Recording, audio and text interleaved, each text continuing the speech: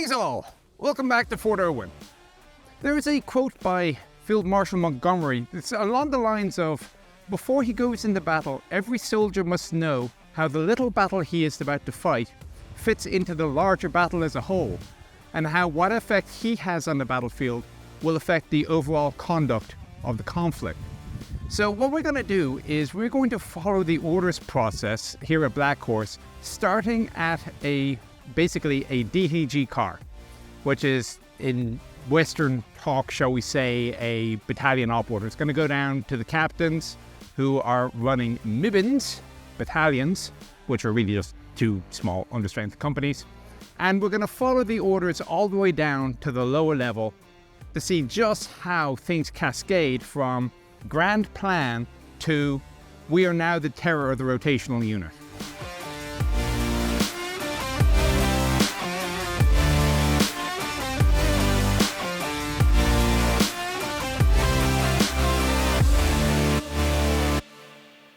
Before we kick this off, you guys know I cannot start any meeting without an LPV, right? A little teachable moment. So for all you captains. That's Lieutenant Colonel Farrell, commanding this brigade tactical group. We spoke with him briefly in the previous video.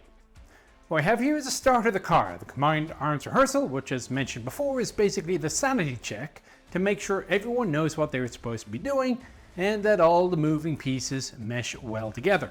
The audience are the subordinate MIBIN commanders, that's Mechanized Infantry Battalion, who in real life are his troop captains, and the various battalion staff officers who are playing brigade staff position roles. As we deal with the previous car, we'll be talking about critical events. There'll be three critical events to go over. First is that seizure of Ujin. Second critical event is the penetration of the washboard and seizure of objective Golden Knights. Third critical event is that transition to the defense, defending against the counterattack, and then talking through the potential clearance of objective Keynes from west to east, all right? All right, that was a bit fast, but for those who aren't familiar with the process and might not have caught what was going on, sometimes you don't have time to do a complete rehearsal of an operation from start to finish. So what they're going to do instead is focus on the three critical parts of the operation which are the most difficult, complicated, and which have to go right in order for the overall mission to be achieved. Of course, every plan looks perfect on the S3's PowerPoint slide deck. The S3 is the chap speaking, by the way, the operations officer. However, as we say, the enemy gets a vote. So as all the subordinate units are explaining what they are planning to do, watch out for occasional contingency plans, officially called branch plans, being talked about just in case Plan A proves less than ideal or an unanticipated but possibly fantastic Plan B suddenly opens up. Objective one is to get into Ujin. All right, that is the first phase of the first phase of the battle is that defensive posture right now. Let's not spend the next 48 hours dealing with anybody that's done a penetration or an infiltration in their line. So phase one is the defensive posture right now, which is why we've got to get Thunder forward, because I don't know what's on target. So once we get to Ujin, that is a platform from which we can now provide shaping effects on the pass complex.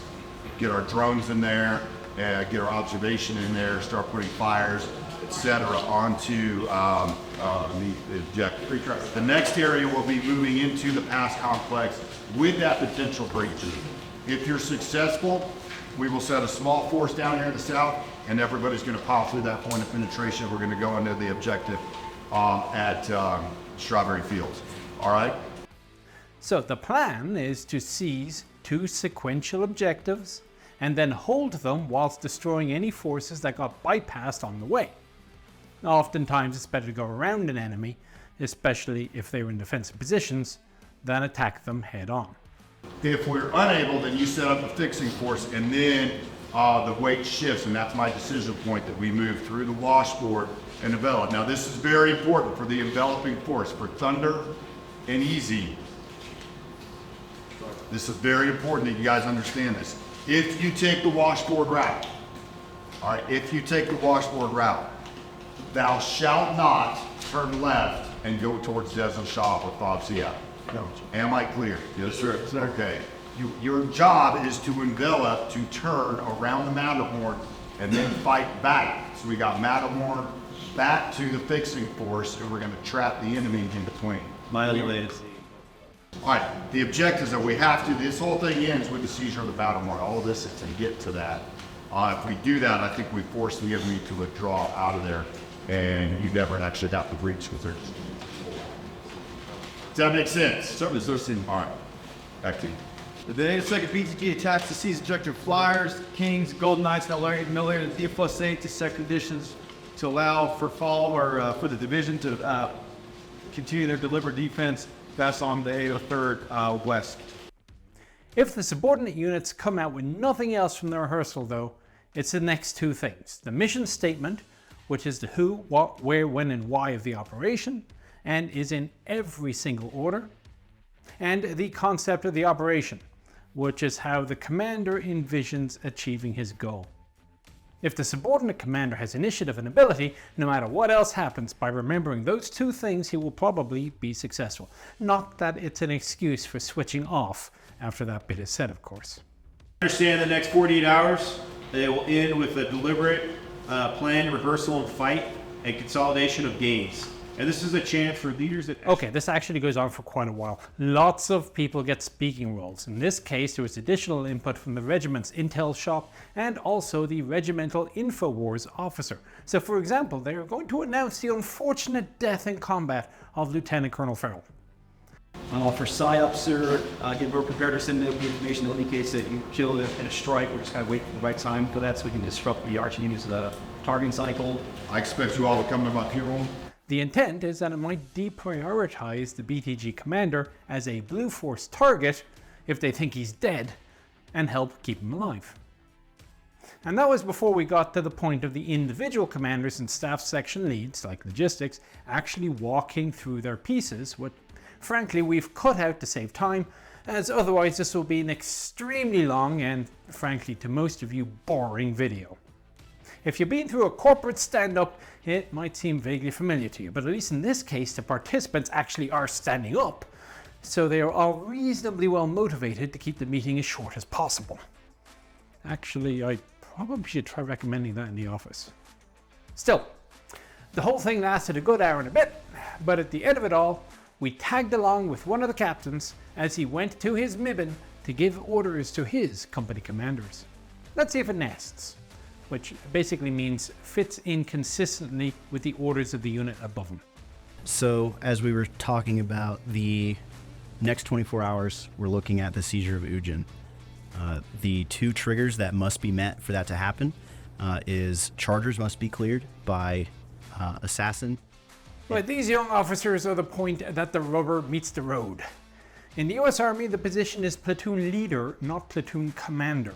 Not only do they not have command authority for things like disciplinary or property purposes, but they also don't command people to go anywhere. They get into the tank or PC with everybody else and go forth leading them. Being a fresh 2LT is terrifying enough as it is. You have no experience. You know you have no experience, and you know that the people you're giving orders to are also well aware of the fact that you have no experience. It's quite the confidence check. But in the case of 11th ACR, since most everybody fights a level up, these platoon leaders are all but company commanders in practice. The learning curve has got to be incredible. But after a couple of rotations, they figure it out. For the X-24 for our friendly forces, Saber needs to clear Chargers, and Thunder needs to clear Hidden Valley. And, again, just follow on assume. For the next 48, though, Saber is going to attempt breach of the pass complex. Most likely they're going to go through Brown Cut. Okay, hopefully you're getting the idea by now. Remember, these should predominantly be confirmation briefs incorporating the latest updates and changes. The orders were originally issued by the BTG sometime prior to the rehearsal, which gave the captains some time to develop their plans and also give their own subordinates a heads up, and so on down the line. The last step is the platoon leader having his own chat with his crews. Sometimes it's all personnel, sometimes it's just the track commanders. But in this case, since he's in effect a small company commander, having every single trooper present might get a little bit unwieldy. Other than that, be prepared to continue to defend for the next 24 hours. And priorities of works have already been pushed out to you guys. Any questions? And there you have it. briefs from the higher level using printouts in a big room with a large walk-on map created over a few hours by a group of soldiers and primarily attended by people who won't be pulling triggers, all the way down to the LT and his enlisted men and women, briefing from a notepad and his map board by the drop ramp of a vehicle. Every step being vital in furthering the glory of Denovia, but actually being pretty much standard practice for the US Army as a whole. Of course, there is one more step in the process before the victory flag can be waved, which is actually fighting the battle. For that, I finagled my way into a pretty good seat, which will be the next video.